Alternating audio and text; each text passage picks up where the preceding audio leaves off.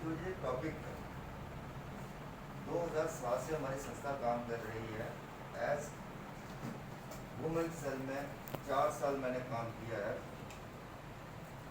जो हमारी families disturb हो रही हैं, इस तरह से वो सेटल हुआ। और इसके साथ साथ इन आंकड़ों को और मेडिकल टर्म्स को मैं इतना नहीं जानता हूँ, यहाँ पे मैंने सुना देखा, लेकिन कहीं ना कहीं इन चीज़ों के साथ मैं जुड़ा हुआ हूँ। डॉक्टर साहब, हर तीसरे बंदे के बाद एक बंदा जो है वो दिमागी तौर पे अपसेट है।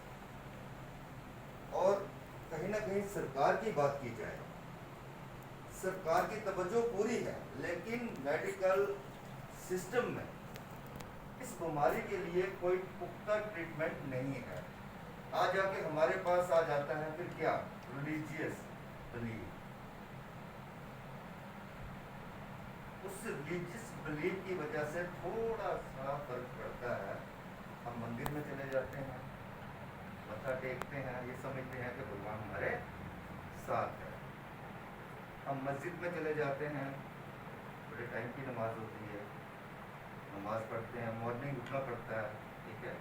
ये चीज़ें जो है हमारे अंदर बिल्ड करती हैं हमें मेंटेन करने के लिए, ताकि पूरे दिन जो 5 वक्त नमाज पढ़ने वाला बंदा है वो अपने आप को ये बिलीव कर लेता है कि गॉड मेरे पीछे खड़ा है। चौकी की बात की उन्होंने, मैंने देखा है। देखो, बोलो दिल से, खुल के बोलो। ये नहीं मैं बोलूँगा जय माता दी बोलो या अल्लाह अकबर बोलो, जो दिल की बात है वो बोलो। बोलना ये है, चौकी लेते हैं ना, हमने भी देखा है। आती एक लेडी होती है, ऐसे ऐसे बाल से घूम रहे होते हैं, फिर वो कहती है ये मैं इनका नाम नहीं मुझे पता है, ठाकुर कुछ नाम है, इनके घर में हत्या है, ये है वो है, ये मान जाते हैं है। फिर ये बोलते हुए लाज क्या है, लाज ये है, ये 4 दिए लगाएंगे, छिल्लू लाएंगे, वो लाएंगे, ये लाएंगे। लाएंगे किसके लिए? दबाने के लिए, है ना। और छिल्लू कट जाता है, बंदे का इतना पैसा खाम खा उन लोगों में बट जाता है और बंदा अपने आप ठीक हो जाता है। कहता है अगली बार नहीं यार, 35-36 हज़ार रुपया खर्च हो गया है इलाज में, तो मैं ठीक हो गया हूँ। आपको पता है हमारी जो फैमिलीज हैं, मैरिड फैमिलीज हैं, 60% डिस्टर्ब है, कहो ना कहो। और जिनके घर में बच्चे हैं, बच्चों की वजह से ही 30-35% लोग जो है मेंटली डिस्टर्ब हैं। कुछ तो खाम खा डिस्टर्ब है बेटियों की वजह से, एक हो गई, दूसरी हो गई, अगली कौन देगा। कुछ ट्रेडिशन की वजह से भी हम मेंटली डिस्टर्ब हैं, है ना। क्योंकि मैं इसलिए नहीं कह रहा हूँ, मैं किसी किताब से पढ़ के नहीं आया हूँ, मैं लोगों के बीच में रह के आया हूँ।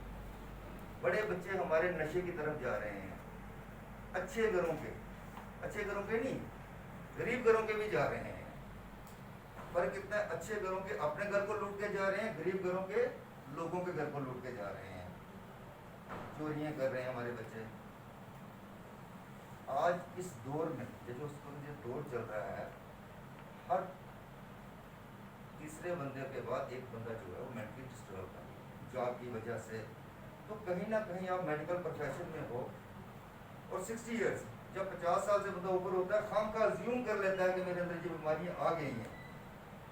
बार बार जाता है डॉक्टर के पास, डॉक्टर साहब बीपी देखो, थोड़ी सी सर दर्द होती है, थोड़ा सा कुछ हो जाता है, एकदम वो चला जाता है। जब हम अज्यूम कर लेते हैं हमारे अंदर ये चीजें आ रही हैं, हो रही, तो वो होना शुरू हो जाती है। मैं इतना खूबसूरत नहीं हूँ, मैं अज्यूम कर लेता हूँ मैं हूँ खूबसूरत, पूरे कॉलेज में, पूरे स्कूल में मेरे मुकाबले का खूबसूरत मेल हो फीमेल हो। जब वो अज्यूम कर लेता तो आप उसको अपने आप अपना आईने में खूबसूरत लगना शुरू हो जाता है। कुछ असासे कमतरी के शिकार होते हैं। असासे कमतरी उर्दू का लफ्ज़ है, आपको समझ आया नहीं आया? खाम खा अज्यूम कर लेना कि मैं हूँ ही कम, मेरे अंदर कोई क्वालिटी नहीं है। मैं 4 टाइम नेशनल प्लेयर हूँ, ठीक है, मैंने अज्यूम कर लिया कि मेरे मुकाबले का अच्छा खेलता कोई नहीं है और मेरी नेशनल सिलेक्शन इस बार होनी ही होनी है। पीछे कोई सिफारिश नहीं है, लेकिन मेरी होती थी। क्यों होती थी? क्योंकि मैं तन मन धन से हर चीज़ से मैं जूझ जाता था। पैसा फादर से मदर से कैसे भी मांग के स्टेडियम तक पहुँचता था, और जब मैं ये सारे एफर्ट्स करता था तब जाके मुझे मेरी मंजिल मिलती थी। तो कहने का नेचर ये मतलब है हेल्थ तो आप देख ही रहे हो। मैं आपके पास आता हूँ, मुझे अब मेंटली भी चेक करोगे तारिक शाह के अंदर ऐसी कोई चीज़ तो नहीं है। आपको पता है एक और नई चीज़ चली है, टेस्ट खत्म हो जाता है इंसान का। बच्चा जब आता है ना तो रोटी तवे पे बनती है, उसकी जो स्मेल होती है उससे क्या आता है, भूख खुल जाती है इंसान की, खुलती है ना। लेकिन 40 साल के बाद एक ऐसा टाइम आ जाता है, फुलका जलता है तो खांसी लगती है, एलर्जी होती है, मन नहीं करता है खाने का, है ना, नहीं करता है मन। क्यों? क्योंकि इंसान अज्यूम कर लेता है से ठीक नहीं है, टेस्ट नहीं है। इस तरह बड़े किस्म की चीज़ें हैं जिनको हमें क्या, आप बड़े थे प्रोफेशन में हो, आप लोगों के बीच में हो। हाँ, डॉक्टर्स ये नहीं है कि डॉक्टर नहीं है, डॉक्टर्स ज़्यादा स्ट्रेस में है। मैं ज़्यादा नहीं है 4-5 डिपार्टमेंट में मेंबर हूँ, हेल्थ डिपार्टमेंट में। मैंने देखा डॉक्टरों पे भी बहुत ज़्यादा स्ट्रेस है। पहले डॉक्टर्स थे, बीमारी कम थी, 10 बंदे आते थे ओपीडी में, डॉक्टर उनको पूछता था, बात करता था, उनको समझता था। आज 10 के बजाय 1000 बंदा खड़ा होता है, वेटिंग में बंदे खड़े होते हैं। डॉक्टर ने 5 मिनट तो लेने हैं पेशेंट के लिए, लेने हैं ना। उन 5 मिनट में वो डॉक्टर नब्ज देखेगा, उसको वो पूरा अंदर से चेक करेगा, जो उसको पूछेगा, इतना टाइम ही नहीं होता है, स्ट्रेस है। तो वो क्या, डॉक्टर भी रूटली बोलता है, आन दियो, जान दियो, चलो देखो ये मैंने लिखा, कितनी बार लिखूं तेरे को। उससे भी क्या होता है, पेशेंट ठीक नहीं होता है, उल्टा क्या होता है, पेशेंट ज्यादा बीमार हो जाता है।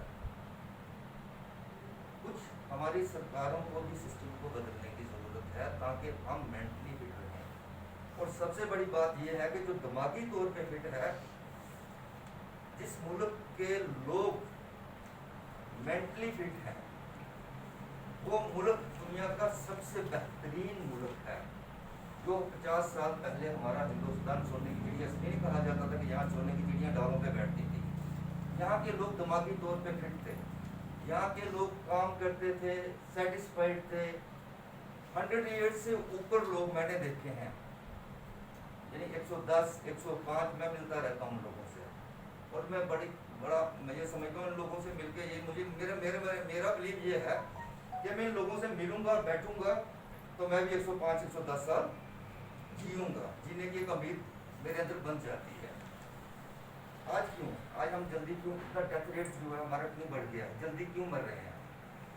क्योंकि हम दिमागी तौर पे फिट नहीं है। आप हॉस्पिटल में चले जाइए, प्राइवेट क्लिनिक में चले जाइए, रिटायर होने में अभी 5 साल बाकी होते हैं तो लोग डॉक्टरों के बाहर लाइन लगा के खड़े हो गए होते हैं। हमारा खाना जो हम खा रहे हैं वो हमारा टाइम उसका बराबर नहीं है। हाँ, ये जितना डॉक्टर साहब ने बताया इस पर मैं पर्दा डालता हूँ। कहीं ना कहीं हमारा कल्चर, जिस मजहब में हम पैदा होते हैं, जिस ट्रेडिशन में हम रहते हैं, जिस मुल्क में हमने जन्म लिया है, यहाँ का कल्चर बहुत स्ट्रांग है, यहाँ की संस्कृति बहुत स्ट्रांग है, हमें उसे पकड़ना होगा। जो सुबह उठ के सूर्य नमस्कार करेगा, जो सुबह उठ के मॉस्को की तरफ जाएगा, चर्च की तरफ जाएगा, वो कभी बीमार नहीं होगा। क्यों? क्योंकि उसको पता है मैंने अपने काम के लिए निकलना है। दिमागी तौर पे वो अपने आप को मजबूत कर लेता है। और जो अपने कल्चर को पकड़ के रखता है, उसको पता है मैंने इस बेटी के साथ मैरिज, इस लड़की के साथ मैंने मैरिज की है और ये मेरे लिए जिम्मेदारी है, बोझ नहीं। अगर वो अपने ट्रेडिशन को नहीं समझता है तो वो समझता है देश लेके क्यों नहीं आई, उसके पास कार है, मेरे को इसने कार क्यों नहीं दी, मोन की बीवी कार लेके आई, इसने नहीं दी। छोटी छोटी लड़ाइयाँ घरों को, ये हमारे टच के और ये हमारे दिमागी तौर पर खराब होने के कारण है। तो इन कारण को आप लोग बड़े अच्छे तरीके से आइडेंटिफाई कर सकते हो। 60 साल के बुजुर्ग को आप ये समझा सकते हो, अंकल जी आप इतने बीमार नहीं हो जितना आपने कंज्यूम कर लिया है, ये दवाई आप ठीक हो जाओगे, फिट हो जाओगे। उससे क्या होगा कि वो जो पेशेंट आपके पास आया होगा ना, 50% वो अपनी बीमारी आपके दरवाजे पे छोड़ के चले जाएगा, वो वहीं रुल के लोगों के पाँव के नीचे खत्म हो जाएगी। तो 50% रही वो आपकी मेडिसिन से खत्म हो जाएगी। बाकी मैं इतना ही कहना चाहता था, शॉर्ट टाइम पे मैं आया था, मेरा अपना एक्सपीरियंस था, मैंने आपके साथ शेयर किया। आप बड़े नॉर्मल जॉब पे हो, आप लोगों की ज़्यादा हेल्प कर सकते हो। और जियो और जीने दो का मकसद यही है, जो डॉक्टर साहब ने शुरू करते हुए जब मैं आया ये कहा कि खुशी खुशी से जियो और समाज को इतना खुश रखो कि खुद भी जियो और दूसरे को भी जीने दो। यही जियो और जीने दो का ये है। मदर टेरेसा क्या जरूरत थी इनको, सब कुछ था, खुशी जिंदगी जी रहे थे, लेकिन इनकी खुशी किसमें थी कि समाज का हर वर्ग खुश रहे, समाज का हर प्राणी खुश रहे। तो उन्होंने प्रण कर लिया कि मैं इनके लिए सर्व करूंगी। आज हम इन्हें देखते हैं, सलाम करते हैं, हमारा सर झुकता है, प्रणाम करते हैं। क्यों करते हैं? क्योंकि इन्होंने समाज के लिए कुछ किया है। हर बंदे को सोसाइटी में किसी न किसी के लिए कुछ करना चाहिए।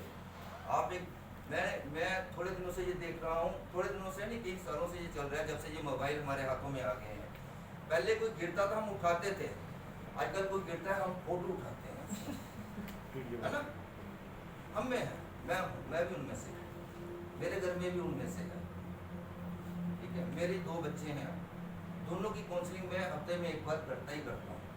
और दोनों के नेचर ऐसे हैं, 2 मैग्नेट जोड़ो ना तो कैसे करते हैं, वो झटका मार के हो जाते हैं आगे पीछे। लेकिन मुझे वो दोनों चलाने हैं एक रूफ के नीचे। अगर वो थोड़े से भी आगे पीछे हुए तो मेरी क्या हो जाएगी, मेंटली हालत डिस्टर्ब हो जाएगी। मेरी हुई तो मेरी बीवी की हो जाएगी, और मेरा जो शक है पूरा का पूरा डिस्टर्ब हो जाएगा। इसी तरह हमारा ये नेशन जो है पूरा का पूरा डिस्टर्ब हो रहा है, क्योंकि हम एक दूसरे को समझ नहीं पा रहे हैं, एक दूसरे की काउंसलिंग नहीं कर पा रहे हैं। Thank you. अंत में मैं यही कहूँगा, खुद भी जियो और दूसरे को भी जीने दो। हो जाएगा।